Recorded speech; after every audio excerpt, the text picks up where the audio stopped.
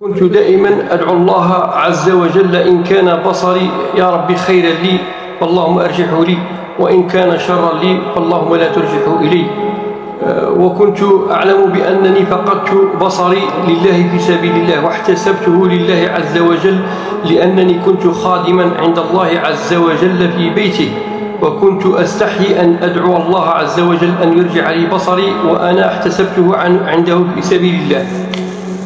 أما قصتي في رجوع بصري إلي فكانت عند دخولي إلى بيت الله الحرام.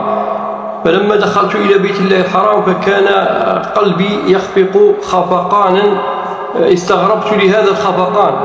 وعند بدئي بالطواف طفت بالكعبة في الطواف الأول، ثم عند طوافي في الطواف الثاني رفعت يدي، وقبل أن أرفعها كررت دعائي لله عز وجل إن كان هذا البصر خيرا لي فاللهم يا ربي أرجعه لي، وإن كان شرا لي فجنبني إياه.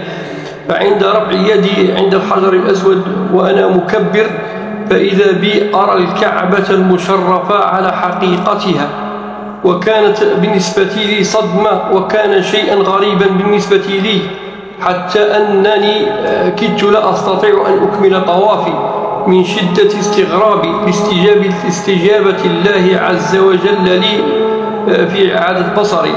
وكما أنني بهذه المناسبة أقدم شكري لله عز وجل أولا، وأقدم شكري لله عز وجل آخرا، وأقدم شكري للمحسن الذي ساهم معي في هذه المحنة، حيث تبرع لي بمال العمرة أنا وزوجتي. وأتمنى وأدعو الله عز وجل أن يجعله بميزان حسنات والديه وحسناته، وأن يبارك له في أولاده وفي ماله وفي صحته يا رب العالمين، وأن يجازي عني سكان ولاية البيض بصفة عامة، أو سكان بلد الجزائر بصفة عامة، وسكان ولاية البيض بصفة خاصة. كما أشكر كل من كان معي ووقف معي في هذه المحنة وفي هذا الابتلاء الذي أسأل الله عز وجل أن يبارك فيهم وفي أولادهم يا رب العالمين. وكما أشكر كل من وقف معي وقفة رجل واحد، ولله الحمد، والسلام عليكم ورحمة الله تعالى وبركاته.